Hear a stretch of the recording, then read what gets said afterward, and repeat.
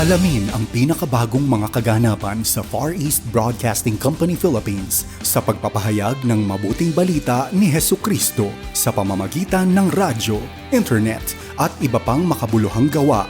Narito si Dan Andrew Cura para sa The President's Report. Ayon sa sinabi ni Gerald Herbert, isang photojournalist ng Associated Press, ang tao ngayon ay naghahanap ng mga larawan ng kabutihan upang manatili o makapagbigay ng pag-asa sa kahirapang hinaharap nila.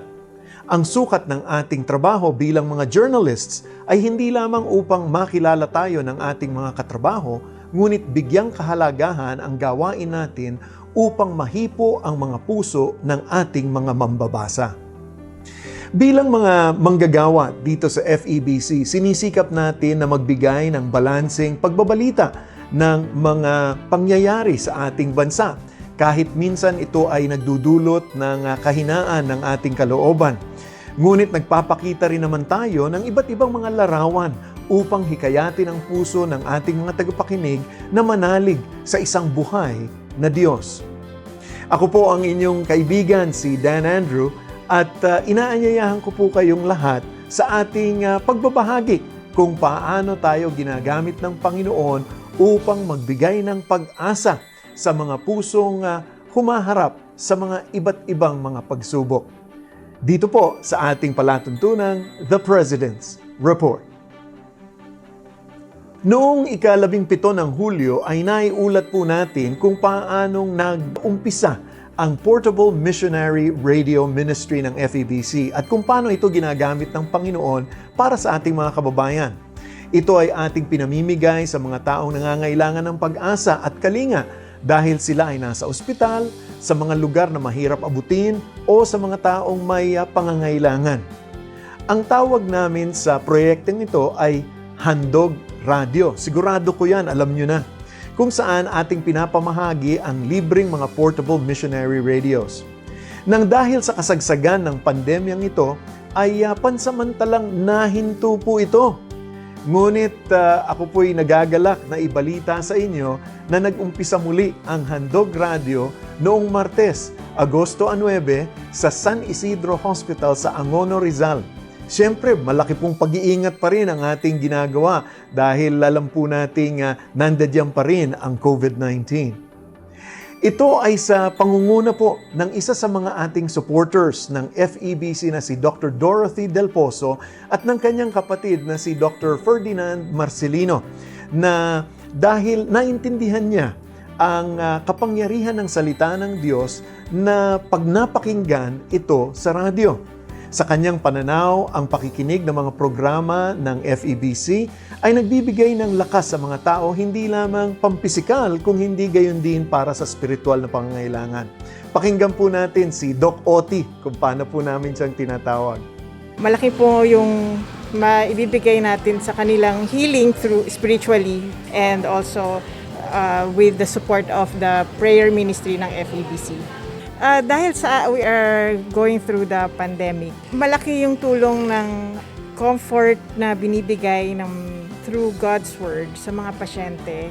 Kasi napakahirap po ang pinagdadaanan ng mga pasyente, lalo na may mga COVID po. We are hoping that through this activity, marami ang mabe-bless, marami ang matututunan sa Word of God, marami pang makakilala sa Lord. Ang Handog Radio ay sinuportahan din ng Rotary Club Pasig North na nagbigay ng merienda at vitamins kasama po ng mga radyo natin. Ayon sa kanila, kinakailangan ng mga pasyente na magkaroon ng paraan upang makakuha ng importanteng impormasyon lalong-lalo na habang patuloy pa rin po ang pandemya. Ito ay isa sa mga basic needs ng mga nasa ospital. Idagdag pa dito na ang mga nakakarinig ng mensahe ng ating mga stasyon ay malaki po ang tulong sa mga humaharap sa matinding pagsubok sa buhay. Sila ay pinapanalangin sa himpapawid habang naibabahagi rin ang mga magagandang plano at pagmamahal ng Diyos para sa kanila. At habang ito ay napapakinggan, nakakagaan po ito ng kanilang kalooban lalong-lalo na kung makilala nila si Kristo Jesus bilang sariling tagapagligtas.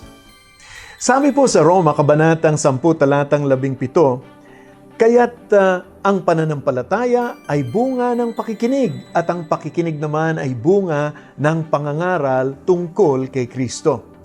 Ito ang patunay sa kapangyarihan ng salita ng Diyos sa ating mga programa na napapakinggan araw-araw, na ito din ang nagbibigay ng kapayapaan sa mga pusong nananalig sa ating Panginoon para sa kanilang mga problema. Sa proyekto ng FEBC tulad ng Handog Radio, nag-iiwan tayo ng isang malakas na larawan na nagbabago sa mga puso tungo sa ating Panginoon. Kung nais mong magbigay ng suporta para sa gawain ito, mangyaring bisitahin lamang po ang ating official website, donatenow.febc.ph, at maaari ring mag-iwan ng mensahe sa pamamagitan ng ating Facebook page sa FEBC Radio o di kaya naman mag-email sa info@febc.ph para po maiayos sa mga katanungan ninyo patungkol sa mga ibang pamamaraan sa pagbibigay sa misyon ng FEBC. Naku, maraming salamat po sa inyong patuloy na pagsubaybay sa ating programa. Muli po ako ang inyong kaibigan para sa The President's Report. Pagpalain po kayo ng ating Panginoon at patuloy na mag-ingat. Inyong napakinggan ang The President's Report. Kung nais ninyong maging kabahagi ng gawain ng Far East Broadcasting Company Philippines, bisitahin ang aming website, donatenow.febc.ph, o mag-email sa info@febc.ph para sa inyong mga katanungan o mungkahi.